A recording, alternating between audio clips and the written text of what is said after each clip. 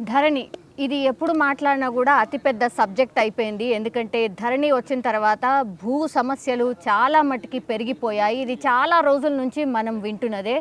And ధరణి వల్లే ఈ ప్రభుత్వం కూడా మారింది అనేది కూడా చాలామంది మాట్లాడుకుంటున్న అంశమే. సో దీనిపైనే ఫోకస్గా గవర్నమెంట్ అయితే ధరణి సమస్యల పరిష్కారం కోసం ఒక కమిటీని కూడా ఏర్పాటు చేసింది. ఫ్రీక్వెంట్గా కమిటీ మీటింగ్స్ కూడా అయ్యాయి. అండ్ మొన్న రీసెంట్లీ కూడా సీఎం రేవంత్ రెడ్డి కూడా ధరణి పైన సుదీర్ఘంగా అంటే టోటల్ డే మొత్తం ధరణి సమస్యల పరిష్కారానికి అసలు ఎట్లాంటి చర్యలు తీసుకోవాలి ఏంటి అనేది పూర్తిగా కమిటీ మెంబర్స్తోని మాట్లాడినటువంటి సిచ్యువేషన్.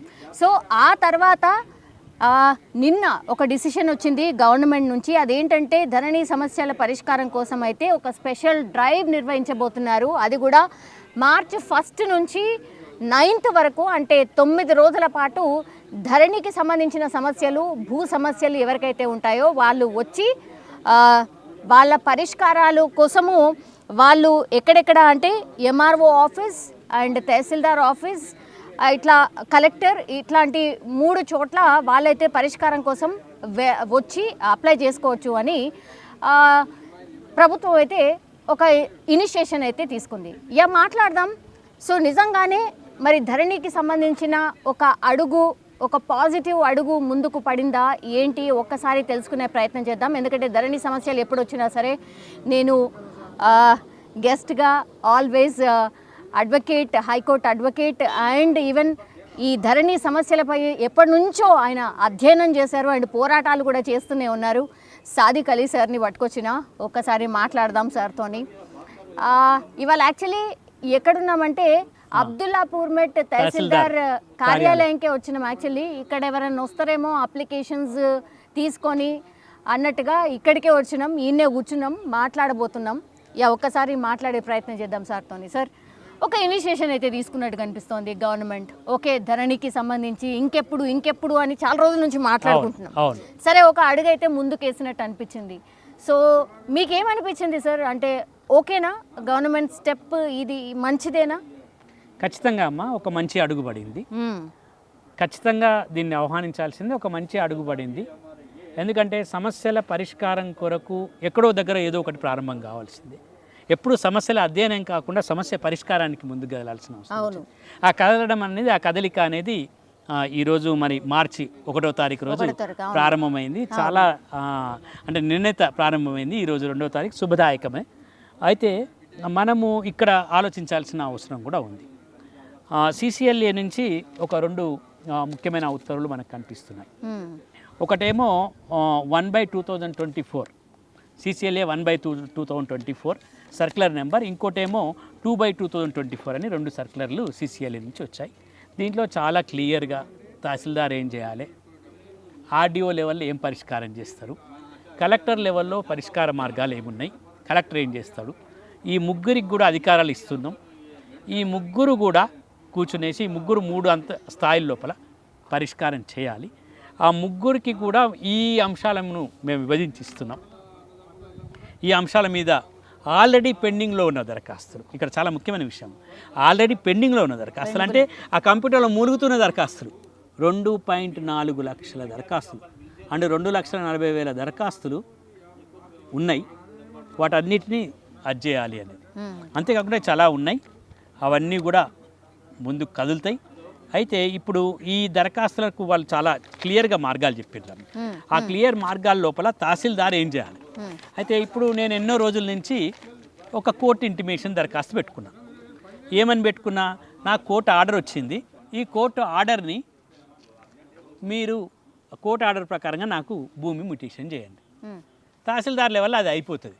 కోర్టు ఆర్డర్ను నేను ఆన్లైన్లోకి ఎక్కించిన, ఇక మళ్ళీ అడిగిందా మళ్ళీ పిలుస్తారు ఫోన్ చేసి పోతే మళ్ళీ నా దగ్గర ఉన్నటువంటి కాగితాలు, కోర్టు ఆర్డర్ కాగితాలు తీసుకుపోయి మళ్ళీ ఇస్తే చూసేసి నాకు అమ్మిన ఆయనకు కూడా ఇంతకుముందు పట్టా ఉండేనా అవి చూసుకొని చేసేస్తాడు, తహసీల్దార్ చేసేస్తాడు. అట్లా కోర్టు ఆర్డర్ ద్వారా వచ్చేటువంటి దరఖాస్తులు కానివ్వండి, తర్వాత నిషేధిత జాబితాలో ఉన్నటువంటి భూముల జాబితా కానివ్వండి, లేదా కోర్టు కేసెస్ ఇంటిమేషన్స్గా ఉన్న దరఖాస్తులు కానివ్వండి. అయితే దీంట్లో మాత్రం అమ్మ ఇప్పుడు ఏం చేశారంటే తహసీల్దార్ మాత్రం ఇవి టకటక చేసేయచ్చు. తహసీల్దార్ ఏం చేయొచ్చు, తహసీల్దారు ఇక్కడ తహసీల్దార్ లెవెల్లో చేసేటి ఏమున్నాయంటే ఈ వారసత్వ భూములు వారసత్వ భూములకు ఒకటి చేసుకోవచ్చు. తర్వాత ఈ స్పెషల్ పవర్ ఆఫ్ అటార్నరీ అవి కూడా చేసుకోవచ్చు. తర్వాత grievance of specific land matters అవి చేసుకోవచ్చు. తర్వాత ఈ ఖాతాలు కలపడం అవి తహసీల్దార్ చేసుకోవచ్చు అమ్మ. ఎట్లా చేయమని చెప్పిండ్రు తహసీల్దార్ని, అయ్యా నువ్వు ఇవైతే పెట్టుకో, ఏం చేయమంటే అన్ని దాంట్లో పెండింగ్ ఉన్న దరఖాస్తులన్నీ తీసుకో, ఇవి కలెక్టర్ పంపిస్తాడు. ఇంతకుముందు కలెక్టర్ స్థాయిలోనే ఉండేవి కదా, ఆ దరఖాస్తులు అన్నీ తహసీల్దార్ పంపిస్తాడు. తహసీల్దార్ ఆ దాంట్లో ఉన్న ఫోన్ నెంబర్ల ప్రకారంగా వాళ్ళని పిలుచుకొని ఏమైనా అవసరమైతేనేమో కాగితాలు తీసుకొని, ఉన్న కాగితాలు ఉంటేనేమో సరిపోతాయి, లేకపోతే ఇంకా ఉన్న కాగితాలు ఇంకేమైనా కాగితాలు ఉంటే తీసుకురండి. ఆ కాగితాలు కూడా చూసుకొని తర్వాత అక్కడ ఉన్నటువంటి రికార్డు చూసుకొని, ఆ రికార్డు తర్వాత మోకా మీద ఏమైనా ఎంక్వైరీ ఉంటే అది కూడా చూసుకొని తొందరగా ఇవన్నీ పరిష్కారం చేయండి. చేసుకుంటూ ఒకవేళ కాదు అన్నారు అనుకోండి, నీకు కాదయ్యా, నీకు కాదు అనకుండా ఏపో నీకు కాదు అనకుండా ఎందుకు నీకు కాదో, ఎందుకు నీకు భూమికి అయితే లేదో, దాంట్లో ఉన్న లోపాలు ఏందో అది చెప్పడం, అయితే అవుతుందని చెప్పడం, కాకపోతే కాదు అని చెప్పుకుంటూ ఎందుకు అయితే లేదో దాంట్లో ఉన్న సమస్యను కూడా చెప్పమని చెప్పింది. ఇది తహసీల్దార్ కార్యాలయంలో ఇప్పుడు మనం కూర్చున్న ఈ అబ్దుల్లాపూర్ మెట్ మండలం కార్యాలయం, ఇది తహసీల్దార్ కార్యాలయం జరగాల్సింది. ఇక్కడ నుంచి ఆర్డీఓ కార్యాలయం. ఇంతకుముందు అయితే మనకు లేదమ్మా ధరణిలో ఆర్డీఓ విషయమే లేదు, ఆర్డీఓ సబ్జెక్టులు లేదు, ఆర్డీఓ ముచ్చటే లేదు. ఈ ఆర్డీఓ ముచ్చట లేకపోతే ఇప్పుడు ముచ్చట పెట్టింది ఆర్డీఓను. ఇన్ని రోజులు ఆర్డీఓలే మాకేందే ధరణిలో ఏమైతే మాకేంది అన్నారు. కానీ ఇప్పుడు ఈ సర్క్యులర్ ద్వారా ధరణిలో ఖచ్చితంగా ఆర్డీఓలు కూడా రావాల్సిందే. ఇక ఆర్డీఓలు ఏం చెప్తారు, నాలా అంటే ఈ వ్యవసాయ భూమి నుంచి వ్యవసాయ భూమిని మనము వ్యవసాయేతర భూమిగా మార్చుకుంటాం. వేరే ప్లాటింగో ఇండస్ట్రీనో ఇంకేదో పెట్టుకోవాలి, లేకపోతే వీళ్ళు రియల్ ఎస్టేట్ వాళ్ళు ప్లాట్లు అమ్ముడో వాటి చేసుకోవాలంటే వ్యవసాయ భూమి నుంచి వ్యవసాయేతర భూమిగా మార్చుకోవాలంటే పట్టాదారు పాస్బుక్ లేకపోతే వాళ్ళకి, నాకు పట్టాదారు పాస్బుక్ లేదు, నాకు ఓన్లీ అది మాత్రమే ఉంది, ఏది కాగితాలు మాత్రమే ఉన్నాయి అనుకో, ఆ కాగితాల గురించి పోవచ్చు. ఇంకో రెండో ముఖ్యమైన విషయం ఏం చేయొచ్చు, కోర్టు ఇంటిమేషన్స్ అమ్మ. కోర్టు నుంచి వచ్చిన, ఇంతకుముందు మనం అనుకోలేదా, కోర్టు నుంచి వచ్చిన దరఖాస్తులను కూడా ఆర్డీఓనే చెప్తాడు. కోర్టులో నాకు పరిష్కారం అయింది, కోర్టులో నేను ఆన్లైన్లో పెట్టుకున్నా కదా, అవి కూడా ఆర్డీఓనే చెప్తాడు, అవి కూడా ఆర్డీఓ దగ్గరికి పోతాయి. తర్వాత ప్రవాస భారతీయులు ఉన్నారు కదా, అంటే ఎన్ఆర్ఐలు, వాళ్ళు భూములు కొన్నారు కదా, వాళ్ళ అన్నీ కూడా ఆర్డీఓనే చూస్తాడు. తర్వాత ఇంకా పాస్బుక్ల డేటా కరెక్షన్ కానీ ఇవన్నీ చూస్తారు. మరి ఆర్డీఓ ఎట్లా చేయాలి, ఈయనంటేనేమో ఈయన కింద వీఆర్ఓలు ఉంటారు, వీళ్ళందరూ ఉంటారు. మరి ఆర్డీఓ ఏం చేయాలి, ఆర్డీఓ తహసీల్దార్కి చెప్తాడు. ఈయన దగ్గర 2-3 టీములు ఉంటాయి ఈ తహసీల్దార్ దగ్గర, ఈ 2-3 టీంలకు ఆర్డీఓ చెప్తాడు, తహసీల్దార్ సాబ్ నువ్వు ఇవి చూడు, ఈ కాగితాలన్నింటికి దీనికి అసలు మీ దగ్గర ఉన్న ఊరిలో ఏం జరుగుతుంది, దీనికి సంబంధించిన దరఖాస్తు సంబంధించిన రిపోర్ట్ ఇవ్వమంటాడు. ఆయన రిపోర్ట్ ఇచ్చినాక ఆయన కూడా కార్యాలయంలో చూస్తాడు, ఆయన కూడా ఉన్నటువంటి కాగితాలను తీసుకుంటాడు. ఆర్డీఓ కూడా కాగితాలను చూసుకొని ఆయనకు ఉన్నటువంటి ఇది, తర్వాత తహసీల్దార్ రిపోర్టు ఇవన్నీ పెట్టుకొని ఇది కూడా అయితేనేమో అవుతుందని చెప్తాడు. ఇక కాలేదనుకోండి, ఇది కాదయ్యా, ఇది కాదు అన్నాను అనుకోండి, ఇది కాదు పో అనకుండా ఇది ఎందుకు అయితే లేదు, ఇది కాకపోవడానికి కారణం ఏంది, ఇది మేము ఎందుకు నీకు భూమి చేయలేకపోతున్నాం, ఈ దరఖాస్తును మేము ఎందుకు తిరస్కరిస్తున్నాం అంటే, ఇంతకుముందు ఏం చేసేదంటే ఈ ధనిలా తిరస్కరించడం అయినది, అరే ఎందుకు ఏం సంగతి ఈయనకేం తెలియదు, తిరస్కారం అయింది, రిజెక్షన్ చేసేది. అట్లా కాకుండా సూటబుల్గా ఇక్కడ ఏమన్నా అంటే RDO must give the suitable reason for rejection. మంచి రిజెక్షన్ అంటే ఇది దీంట్లో లేదయా, అనేది నీకు పానీలో ఒత్తలేదయా, నువ్వు అక్కడ లేవయ్యా, ఇక్కడ లేవయ్యా అని చెప్తే ఆయన మళ్ళీ దాన్ని కోర్టుకు పోతాడా, హైకోర్టు పోతాడా, ఏం పోతాడో కానీ తెలుస్తుంది. ఇది మంచి ఉద్దేశమేనమ్మా. తర్వాత ఇది కలెక్టర్ లెవెల్, ఇక ఆర్డీఓ లెవెల్ గివే అవుతాయి. ఇక కలెక్టర్ లెవెల్ ఏమవుతాయి, కలెక్టర్ ఆఫీసుల లెవెల్. ఇంతకుముందు అన్ని కలెక్టర్ లెవెలే ఉండే, మొత్తం అన్ని ఎప్పుడు పోయినా కలెక్టర్కే పోవాలి. ఇప్పుడు ఆ కలెక్టర్ బోర్డు లేదు, తహసీల్దార్ లెవెల్ అయితే తహసీల్దార్ లెవెల్ అవుతాయి, ఆర్డీఓ లెవెల్ అయితే ఆర్డీఓ లెవెల్ అవుతాయి, కలెక్టర్ లెవెల్ అయితే కలెక్టర్ లెవెల్ అవుతాయి. ఈ 3 లెవెల్లల్లో అవుతాయి. ఇప్పుడు ఈ 3 లెవెల్లలో అవుతాయి కాబట్టి ఇక కలెక్టర్ లెవెల్లో ఏం చేస్తారంటే అన్నీ కూడా ఈ TM3 అప్లికేషన్స్ మ్యూటేషన్, ఈ TM3ల అప్లికేషన్ ఫర్ మ్యూటేషన్ అంటే మనము ఏదైతే చేసుకున్నామో భూమి అప్రూవల్ చేసుకుంటామో అవన్నీ కూడా. తర్వాత ఈ అసైన్ ల్యాండ్లో వారసత్వ భూములు ఉంటాయి కదా, అంటే మా నాయనకు అసైన్ చేసిండు అనుకో, మా నాయనకు అసైన్ చేస్తే మా నాయన నాకు చేస్తాడు, నాకు, మా అక్కకు, మా తమ్మునికి, మా ఇంట్లో ఉన్న వాళ్ళందరికీ కూడా చేసేది కూడా కలెక్టర్ చేస్తాడు. అయితే ఫైనల్ అప్రూవల్ ఈయనే ఇస్తాడు.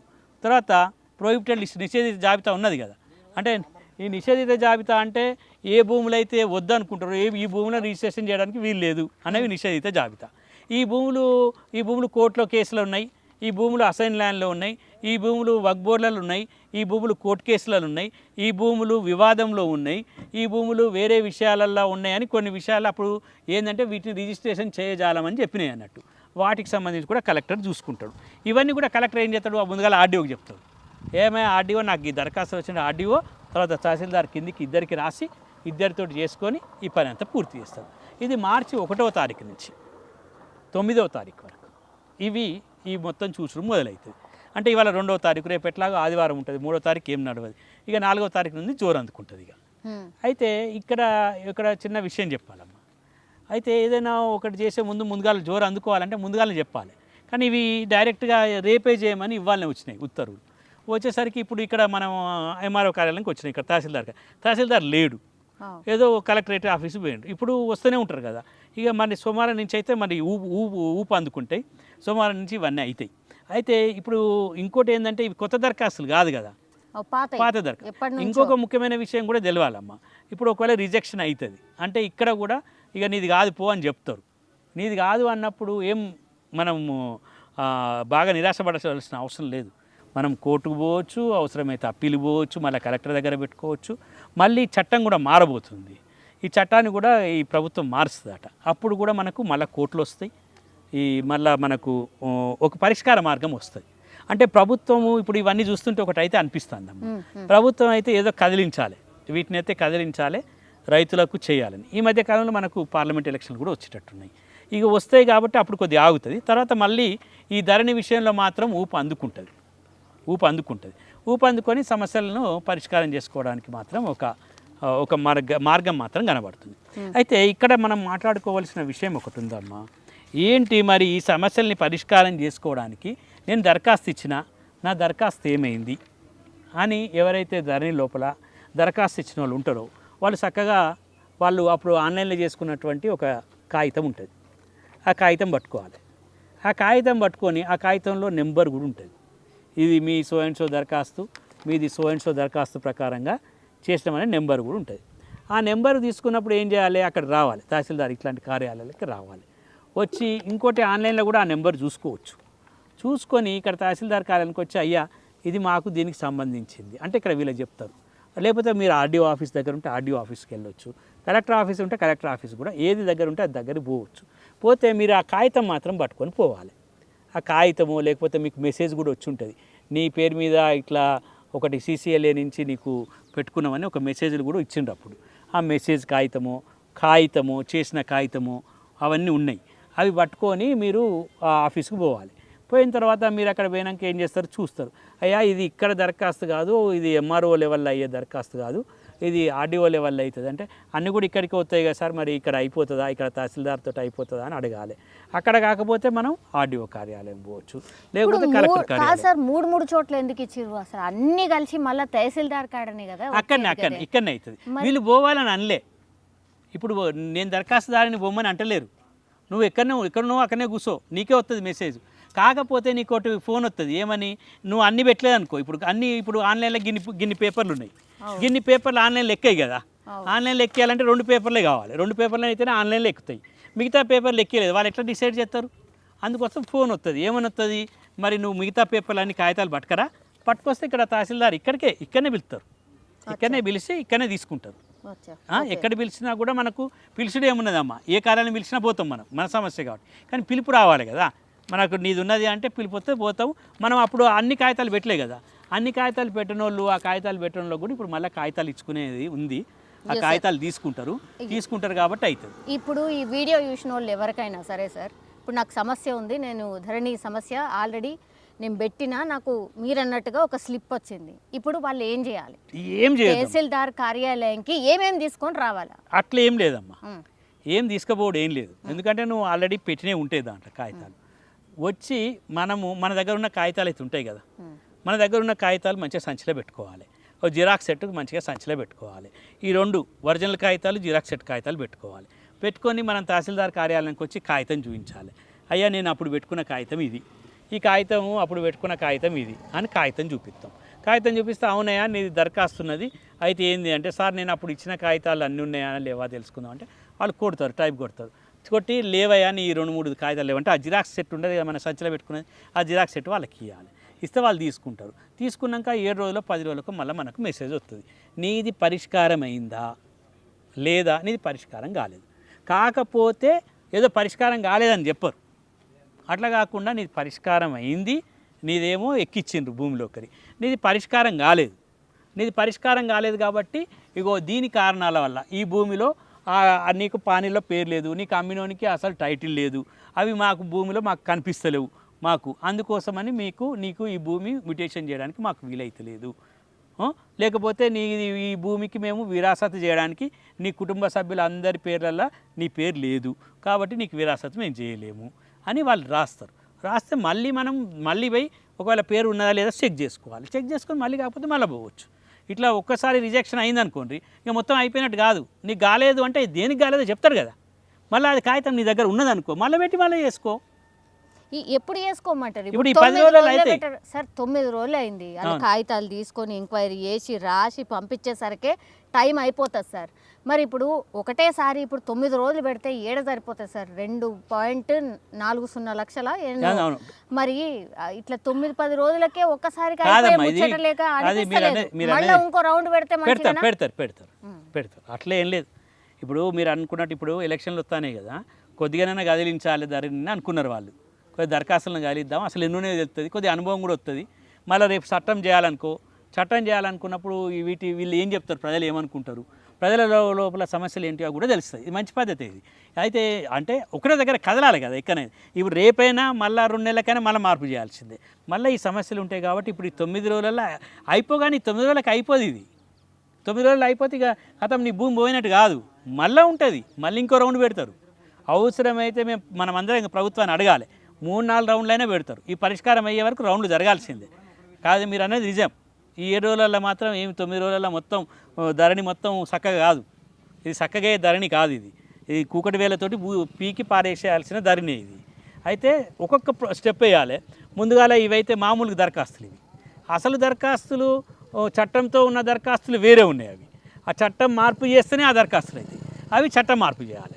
అయితే ఈ దరఖాస్తులు కూడా ఇప్పుడు నేను నీది కాదు పో అని కానీ మొత్తం ఏం పోదు, మళ్ళీ పెట్టుకోవడానికి అవకాశం దొరుకుతుంది. ఇప్పుడు నేను నా కుటుంబ సభ్యుల పేర్లో నా పేరు లేదు, లేకపోతే మా చెల్లె పేరు మా అక్క పేరు లేదు, లేకపోతే మా అక్క పేరు చెల్లె పేరు వాళ్ళ దాంట్లో రాయలేదు, మా అఫిడవిట్ల లోపల సిగ్నేచర్ చేయలేదు, అవన్నీ కూడా రిజెక్షన్ అయినాక మళ్ళీ అన్ని కంప్లీట్ చేసుకొని మళ్ళీ పెట్టుకోవాలి. అంటే ఇదేమి అయిపోయింది ఇక 9వ తారీఖు తర్వాత ఇక మీకు ఏమి ఇయ్యరు అన్నది కాదు. నీ భూమి ఎక్కడికి పోదు. అది నీ భూమి అయితే నీకు ఉంటుంది, నీ భూమి ఎక్కడికి పోదు. ఈ 9 రోజులల్లో నీది రిజెక్షన్ అయిందంటే కాదు. అది నీకు ముందుగానే ఒకటి విషయం తెలియజేస్తుండ్రు. నువ్వు ఇట్లా దరఖాస్తు చేసినావు, దరఖాస్తుకు నీకు పరిష్కార మార్గం చెప్తుంది. మళ్ళీ పెట్టుకోవచ్చు, మళ్ళీ చేయొచ్చు. ఇంకో చాలా ముఖ్యమైన విషయం ఉందమ్మా ఇక్కడ. అయితే ఇప్పుడు కదిలించకుండా అట్లనే కంప్యూటర్లో పెట్టుకున్నాం అనుకో, మురిగిపోతున్నాయి. అవి వస్తానే దాంట్లో పడతానే, వస్తానే కంప్యూటర్లో పడతానే. కంప్యూటర్లో పడతాంటే అవి పెరుగుతున్నాయి కానీ సమస్యలు తగ్గుతలేవు. వాటిని ముందుగా బయటికి తీసుకురావాలంటే ఒక కలెక్టర్కే ఉండే ఇంతకుముందు. ఆ కలెక్టర్ చేయబెడితేనే అయ్యేది. ఇప్పుడు ఏంది, ఇప్పుడు ముగ్గురికి ఇచ్చిండ్రు.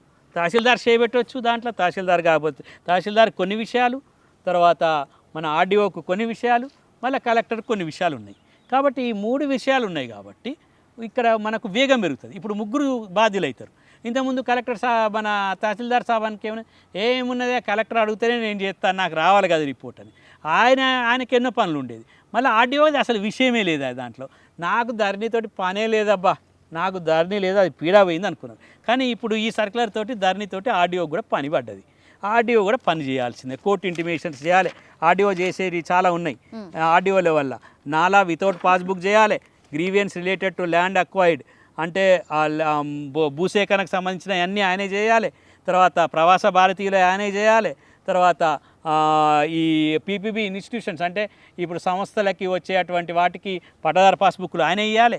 తర్వాత కోర్టుకు సంబంధించిన కోర్టు కేసులన్నీ ఆయనే చూసుకోవాలి ఇప్పుడు ఆర్డీఓకు. ఇవన్నీ ఇంతకుముందు లేదు కదా ఆర్డీఓది. కాబట్టి ఏమైంది, పని విభజన జరిగింది, కొద్దిగా వికేంద్రీకరణ జరిగింది. అప్పుడేమో తీసుకుపోయి కలెక్టర్ లేకపోతే సీసీఎల్ఏ. కలెక్టర్కి ఎక్కడ టైం దొరుకుతుందమ్మా? ఎప్పుడైనా మాట్లాడడానికే కలెక్టర్కి టైం ఉంటుంది. ఆయన మాట్లాడమంటే నా దగ్గర టైమే లేదంటాడు, నాకు ఎలక్షన్లు అంటాడు, ఇంకేదో అంటారు కదా అమ్మ. కలెక్టర్ ఒక్కరితో పని కూడా ఉంటుంది కదా. అందుకోసం తహసీల్దార్లకు అధికారాలు ఉన్నాయి.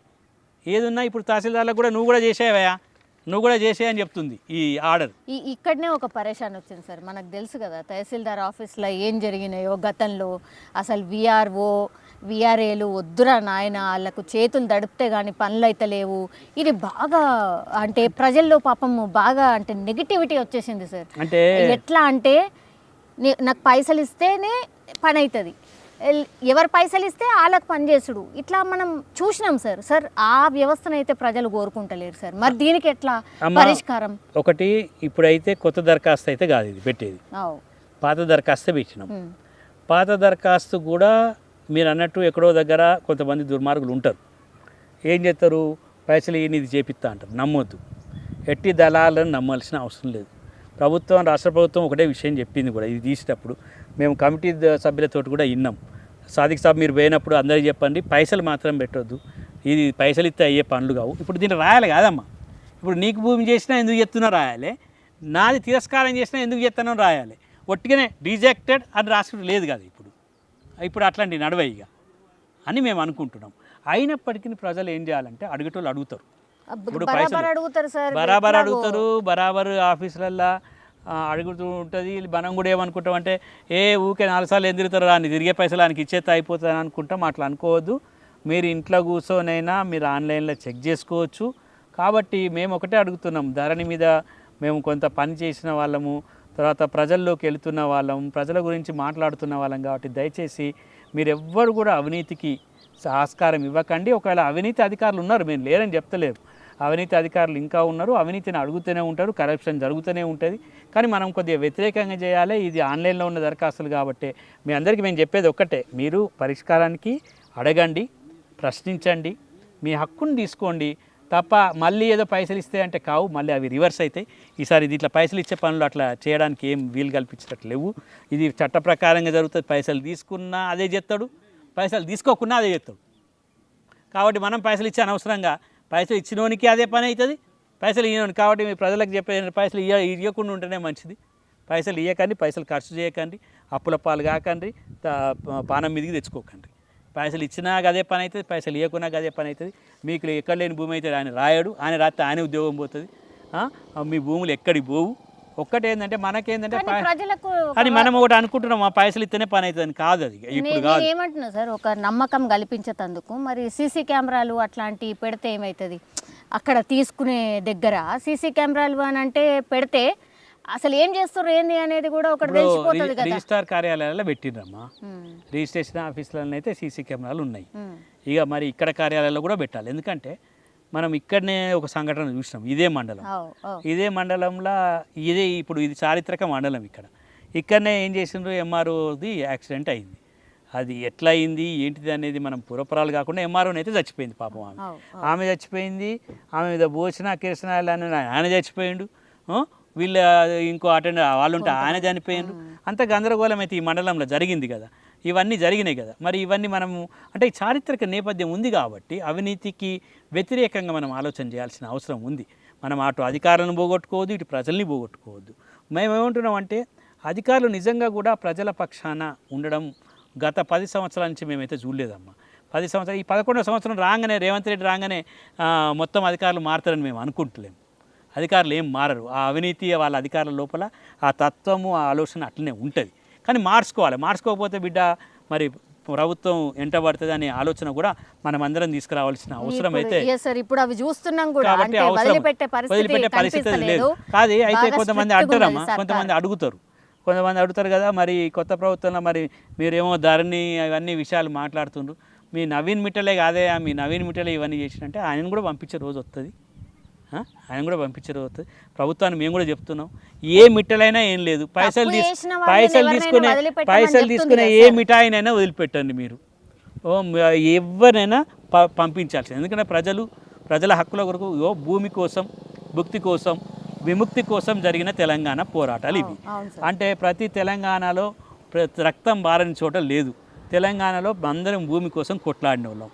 ఆ భూమి ఎవరికి చెందాలో ఆ భూమి వాళ్ళకి చెందాల్సిందే. భూమి చెందడం కోసం ప్రభుత్వం కూడా ఒక ప్రయత్నం చేస్తుందనే విషయాన్ని మనం తీసుకుంటాం. ఒకవేళ ప్రభుత్వంలో గనక ఈ ప్రయత్నాలు గనక మళ్ళీ అధికారులు కనుక అవినీతి చేస్తే మనం అందరం ప్రశ్నించాల్సిందే, మళ్ళీ ప్రజా ఉద్యమం తీసుకురావాల్సిందే. అంటే మేమేమంటామంటే ఏదో ఒక్క ఇప్పుడు ఇక్కడ ఇంతకుముందు జరిగిన సంఘటన లాగా ఒక్క ఎంఆర్ఓను ఒక్క తహసీల్దార్ను పట్టుకుంటే కాదు, మొత్తం వ్యవస్థను మార్చాల్సిన అవసరం ఉంటుంది. అది మనం ప్రభుత్వంతో ఆ వ్యవస్థను మార్చాల్సిన పని ఉంటుంది. ఈ అధికారుల లోపల మరి మన దాంట్లోకి వెళ్ళి ఇచ్చేటోళ్ళు తయారైన వాళ్ళు తీసుకునేటోళ్ళు తయారైన, మన దాంట్లో ఎక్కువ ఇచ్చేటోళ్ళని తగ్గించుకోవాలి, వాళ్ళు తీసుకునేటోళ్ళని తగ్గించాలి. అయితే మొత్తానికి మాత్రం భూములలో మాత్రం చేయి పెడితే, ఈ భూములలో మళ్ళీ చేయి పెట్టి భూములలో ఇంకేదో చేయాలనుకుంటే మాత్రం తప్పమ్మది. ఇప్పుడు ఈ ప్రభుత్వం మాత్రం ఈ ధరణి లోపల ఏవైతే ఈ 1వ తారీఖు నుంచి, ఇప్పుడైతే ఇది రేపైతే 3వ తారీఖు అవుతుంది, ఇంకా మనకు 6 రోజులు ఉన్నది. ఈ 6 రోజులలో కూడా పరిష్కార మార్గాల కొరకు మనము కొద్దిగా అప్రమత్తంగా ఉండాలి. మనము మన దరఖాస్తులను చూసుకోవాలి. అవసరమైతే తహసీల్దార్ కార్యాలయానికి పోవాలి. ఇప్పుడు అడిగే టైం అమ్మా ఇది. ఇప్పుడు నేను ఇప్పుడు కాదు అంటే కాదు ఇది. ఇప్పుడు మన తహసీల్దార్ కార్యాలయం కాగితం ఉన్నది కదా మన దగ్గర, ఆ చిట్టి కాగితం పట్టుకొని కూర్చొని మనం పని చేయించుకోవాలి. ఈ 6 రోజులు మనం కష్టపడైనా కూడా మన భూములు మనం చేత చిక్కించుకోవాలి. ఆ చేత చిక్కించుకోవడానికి మనకు ఇప్పుడు ఈ రాష్ట్ర ప్రభుత్వం కూడా ఈ స్పెషల్ డ్రైవ్ అని, లేకపోతే ధరణి దరఖాస్తులకు మోక్షం చేస్తామని అంటుండ్రు కదా, ఈ మోక్షం చేయడానికి మనం ఒక ప్రయత్నం చేయాల్సిన అవసరం కూడా ఉంది. ఎస్ సార్, ఇప్పుడు కమిటీ చాలా టైమ్స్ కూర్చుంది సార్. ఇప్పుడు అంటే తాత్కాలికంగా ఒక రిలీఫ్ అనుకోండి, కానీ మొత్తంగా భూమాత తీసుకొద్దామని ఒక ప్రయత్నం జరుగుతోంది. కాబట్టి ఇది అయిన తర్వాత భూమాత అనేది టేకప్ చేయడం ఒక పెద్ద సబ్జెక్టు, మొత్తం అంతా ఇంకోసారి సర్వే చేయాలి అని అంటున్నారు. అవునమ్మా. సో ఇవి sir it's a continuation process లెక్క కనిపిస్తుంది. స్పెషల్ డ్రైవ్ 9 రోజులు ఇది నిరంతర ప్రక్రియ. ఎగ్జాక్ట్లీ సార్, నిరంతర ప్రక్రియ. సో అదంతా జరిగేంత వరకు మరి ఇది కొనసాగించే ఛాన్స్ ఎంత వరకు కనిపిస్తుంది? ఒకటి సార్ పాపం, ఎందుకంటే చాలా మంది చదువుకోనోళ్ళు, రైతులు ఎవరైతే దీన్ని పట్టుకొని తిరిగేటోళ్ళు చాలా మంది ఉన్నారు సార్. అట్లా అంటే వాళ్ళకు శాశ్వత పరిష్కారం దిశగా ప్రభుత్వం ఏమన్నా ఆ దిశగా ఆలోచిస్తుందా సార్? కమిటీ ఏం డిస్కస్ చేస్తుంది అంటే, కమిటీ విషయంలోకి వచ్చినప్పుడు వాళ్ళు స్వాస్థ్య పరిష్కారానికి మార్గాలు చెప్తున్నారు. మీరు అన్నట్టు ఈ 9 రోజులలో అయ్యే పని కాదు ఇది 1 రోజులో అయ్యే పని కాదు. ఇది ఒక నిరంతర ప్రక్రియ. భూమి ఉన్నప్పుడు భూమితో పాటు సమస్యలు ఉంటాయి. భూమి సమస్యలు ఉంటాయి. భూమి సమస్యలు లేకుండా ఎవరు చేయలేరు. కానీ భూ సమస్యల కొరకు మనము అదే పనిగా వ్యవసాయాన్ని వదిలిపెట్టి, మన వృత్తిని వదిలిపెట్టి, మన భూమిని వదిలిపెట్టి, మన భూమి ఇంకెవడో తీసుకుపోయి మన భూమి ఇంకోని పేరు మీదనే ఉంటే వానికి రైతు బంధు వచ్చి ఇదన్నీ దాన్ని చేపట్టే వచ్చినాయి. ఇట్లా కాకుండా అమ్మా మొత్తం చట్టంలో మార్పులు చేయాలి. అంటే పాత చట్టాన్ని ఊడబీకి ఇది వచ్చింది 2020లో అమ్మ. 4 సంవత్సరాల్లో మొత్తం విధ్వంసమైంది భూ రికార్డులు. భూమికి సంబంధించిన రికార్డులే లేకుండా చేసిండ్రు. 2011 నుంచి ఎక్కడైనా పానీ దొరుకుతుందా అంటే అవన్నీ ఆన్లైన్లో పోయినాయి, నీకెక్కడ పాన్లే అంటుండ్రు ఇక్కడ. కాబట్టి అవన్నీ మళ్ళీ తీసుకురావాల్సిన అవసరం ఉంది. పానీలు అన్నీ పెట్టి మొత్తం మళ్ళీ ఒక వ్యవస్థను మళ్ళీ పునర్నిర్మాణం చేయాలి. దీనికి కొంత టైం అయితే మీరు అన్నట్టు పడుతుంది. ఇంత తొందరగా చేయలేము. ఇప్పుడు మనకు పార్లమెంట్ ఎన్నికలు వస్తుంది. ఇది పార్లమెంట్ ఎన్నికల ప్రక్రియ మొదలైంది.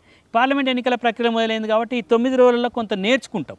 ఇప్పుడు అటు కమిటీ కానివ్వండి, ధరణి కమిటీ కానివ్వండి, ఇటు రాష్ట్ర ప్రభుత్వం కానీ, ముఖ్యమంత్రి గారు చాలా ఇంట్రెస్ట్గా ఉన్నట్టుగా అనిపిస్తుంది. అయితే దాంతో మనకేమవుతుంది, కొంత మనకు ఫీడ్బ్యాక్ వస్తుంది, కొంత ఆలోచనలు వస్తాయి. కొన్ని ఆలోచనలు మనం తీసుకొని ఈ ఎలక్షన్లు, ఈ ఎన్నికలు ఇవన్నీ పూర్తయ్యే టైం లోపల మీరు అన్నట్టు అవసరమైతే వర్షాకాల సమావేశం మేము అడుగుతున్నాం అంటే తొందరగా.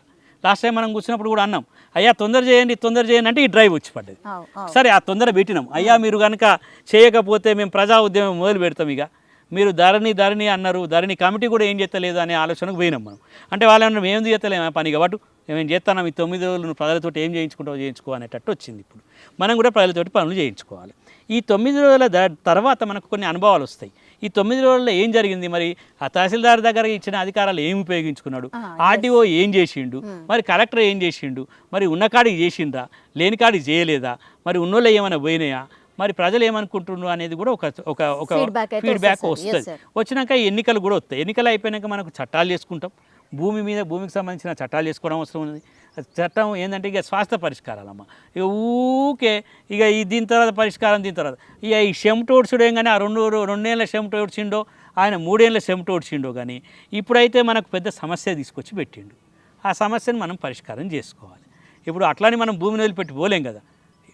అందుకోసమని మనం పరిష్కారం చేసుకోవడానికి వీలుంది. ప్రజలు కూడా హక్కులను అడగాలి. నేను పైసలు ఇస్తే పనులు అవుతాయి అని ప్రజలు అనుకోవద్దు, అడగాలి. ఎక్కడ సమస్య ఉంది, ఈ పహనీల సమస్య ఉందా, ఎక్కడ సమస్య ఉంది తెలుసుకోవాలి. నేను ఆ ఎంఆర్ఓ ఆఫీస్లో, తహసీల్దార్ ఆఫీస్లో ఆయనకు పైసలు ఇచ్చి వచ్చినా నా పని అయిపోయింది అంటే, అరే నీకు పానీల పేరే లేదు కాదురా అంటే, ఆయనే ఎక్కిస్తాడు తీ అంటే ఎక్కిచ్చే పరిస్థితులు లేవు ఇప్పుడు. అన్నీ కూడా ఆన్లైన్లో అయిపోయినాయి. ఇప్పుడు పైసలతోటి పనులు కావు. కాకపోతే నీకున్న రికార్డు చూసే ఆ రికార్డు చూసి వేగవంతం ఏమైనా చేస్తారు కావచ్చు, కానీ ఈ డబ్బులతోటి పైసలతోటి పైసలు కావు. ఇప్పుడు భూమి రికార్డులకు సంబంధించి భూమికి సంబంధించి ఏ వివాదం జరిగినా అమ్మ రాష్ట్ర ప్రభుత్వం చాలా సీరియస్గా తీసుకుంటారు. ఒకప్పట్లాగా లేదు. ఒకప్పటిలాగా ఈ అధికారం వేస్తే ఆ అధికారం వేసిండు, ఆ అధికారం వేస్తే ఈ అధికారి కూర్చుండు అన్నట్టు లేదు ఇప్పుడు. కాబట్టి అందరు అధికారులు కూడా ఒక పని చేయాల్సిన అవసరం వచ్చింది. భూ సమస్యలకి పరిష్కారం కాకపోతే ప్రజా ఉద్యమాలు తప్పవు. కాబట్టి అందరం కూడా మనం కూడా ఏంటంటే విసిగిపోయినాం ఇప్పుడు 10 ఏళ్ళ నుంచి.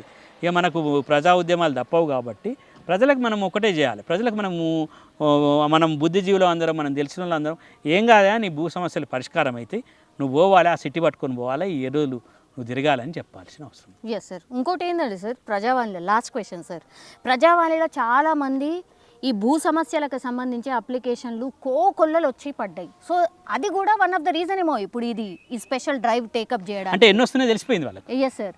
ఇవి పాతాయి సార్, మరి కొత్త ఈ పాపం ఎవరైతే ఇప్పుడు పెట్టుకున్నారో వాటిని కూడా తీసుకుంటే కొంతవరకు ఒకటి ఇది మీరు అన్నట్టు నిరంతర ప్రక్రియ కదా. ఈ కంప్యూటర్లో కొత్తవి తీసుకొని అంటలేదు. ఇది ఇవాళ కూడా పెట్టిండ్రు పెట్రోల్, రేపు కూడా పెడతా నేను. కంప్యూటర్ తీసుకుంటాంది అంటే ధరణి ఈజ్ ఇన్ ప్రాసెస్ అమ్మా.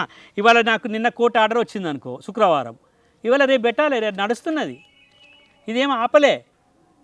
ఇప్పుడు ఈ 9 రోజుల వస్తాయి, మళ్ళీ 9 రోజుల్లో ఇంకా 90,000 వస్తాయి.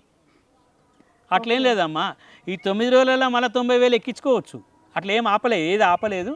కాబట్టి ఎక్కడ దరఖాస్తులు అక్కడ జరుగుతూనే ఉంటాయి. కానీ ఒకటే మాన్యువల్గా తీసుకునేది లేదు, అన్నీ తీసుకునేది ఉంది. మేము కూడా కమిటీ వాళ్ళని అడగండి, మాన్యువల్గా అంటే ఇప్పుడు వద్దు, కొద్దిగా చట్టం మార్పు చేసినాక మాన్యువల్గా కూడా ఇట్లా పిచ్చి కాగితం ఇచ్చి దరఖాస్తు ఇచ్చి కూడా దరఖాస్తులో నాకు లేదు అని రాసుకుంటే కూడా అది కూడా వస్తుంది. ఏది పార్లమెంట్ ఎన్నికల తర్వాత మళ్ళీ చట్టం మారుస్తారు. ఆ చట్టం మార్చే వరకు మనము ఈ ఆన్లైన్ ఎక్కించుకొని ఏం తీయలేదు, అట్లా ఏం పరిష్కారాలు అవుతాయి అవి కూడా ఎక్కించుకోవచ్చు. ఏది మారలేదు, రోజుకు రోజు చేసుకోవచ్చు అవి కూడా. ఇంకో ముఖ్యమైన విషయం కూడా, ఇప్పుడు నాకు తిరస్కారం అయిపోయింది, నీది కాదు పో అన్నారు, మళ్ళీ ఎక్కియచ్చు కంప్యూటర్లో. మరి అవన్నీ అంటే నువ్వు ఈ కాగితం పెట్టలేదయ్యా, ఈ కాగితం పెట్టినందువల్ల నీది తిరస్కారం చేసినావు అనుకో, ఈ కాగితం పెట్టి మళ్ళీ కంప్యూటర్లోకి ఎక్కి నీ భూమి విషయం ఎక్కడికి పోదు, నువ్వు పోయినట్టు కాదు. ఇక నువ్వు జీవితాంతం ఈ కాగితం పెట్టలేదు కాబట్టి అది నీ భూమి కాదు పో అంటలేము. ఈ కాగితం పెట్టలేదు అని అన్నావు, నువ్వు ఈ కాగితం పెట్టి మళ్ళీ ఎక్కించినాక ఇక నాకేముంటుంది, మళ్ళీ అడుగుతావు నువ్వు. అప్పుడు కాగితం పెట్టలేదని ఇక్కడ కాగితం ఇచ్చినావు, ఈ కాగితం పెట్టినాక ఎందుకు చేస్తలేవు అని అడగవచ్చు. అందుకోసమని ఇప్పుడు ఏం పరిష్కారం అవుతాయి, మనము ఆసక్తితో ఉందాం, నిరాశపడద్దు, ఆశతో బతుకుదాం. ఖచ్చితంగా మన తెలంగాణలో అదే చెప్తున్నాం, మనకు ఆశ ఉన్నది. అదే ఆశనే కాదు, మనకు చైతన్యం ఉంది. మనకు చైతన్యమే కాదు, మనకు ప్రశ్న ఉంది. ప్రశ్ననే కాదు, కొట్లాడే శక్తి ఉంది. కొట్లాడే శక్తి కాదు, నిలబడి గల్లబడి పని చేయించుకునే శక్తి సామర్థ్యాలు మనకు ఉన్నాయి. ఖచ్చితంగా మన భూమి మనకు వస్తుంది. దారిని కాదు, దాన్ని ఉడవికి పారేసినాం. ఎవరిని బంగాళాఖాతంలో వేయాలని వాళ్ళు వేసుకున్నారు ప్రజలు, మనం కాదు. ప్రజలు చాలా ముఖ్యం. తెలంగాణ ప్రజల తెరుపువద్దు, తెలంగాణ ప్రజల భూములు రక్షించాలి.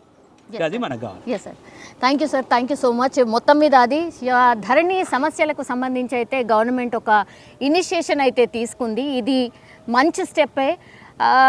ఒక 9 రోజులు అయితే సరిపోవు, it's a continuation process. So ఇప్పుడు 9 రోజులు స్పెషల్ డ్రైవ్ కండక్ట్ చేసిన తర్వాత ఫీడ్బ్యాక్ అయితే డెఫినెట్లీ వస్తుంది. ఆ తర్వాత మరి గవర్నమెంట్ ఇంకేమైనా డిసిషన్ తీసుకుంటుందా, లేకపోతే ఆ నెక్స్ట్ కూడా ఏమన్నా ఇంకా కూడా ఆ స్పెషల్ డ్రైవ్ని కంటిన్యూ చేస్తుందా, మేబీ కంటిన్యూ చేస్తేనే బాగుంటుంది అనేసి కూడా చాలామంది అభిప్రాయం కూడా. ఎందుకంటే కొన్ని లక్షలలో అప్లికేషన్స్ అట్లా పెండింగ్లో ఉన్నాయి, భూ సమస్యలు పేరుకుపోతున్నాయి. కాబట్టి ఇట్లాంటి ప్రాసెస్ అయితే కొనసాగాలి. ఎందుకంటే ఒక కొత్త ధరణి తీసేసి ఇంకో కొత్త భూమాత అని ఏదైతే ప్రామిస్ చేసిందో అది టేకప్ చేయడానికి టైం పడుతుంది. కాబట్టి ఆ లోపల మరి ఇట్లాంటి స్పెషల్ డ్రైవ్స్ కొనసాగితే బాగుంటుంది అనేది కూడా ఒక అభిప్రాయం అయితే వ్యక్తమవుతుంది. చూడాలి మరి గవర్నమెంట్ ఎట్లాంటి డిసిషన్ తీసుకుంటుంది అని.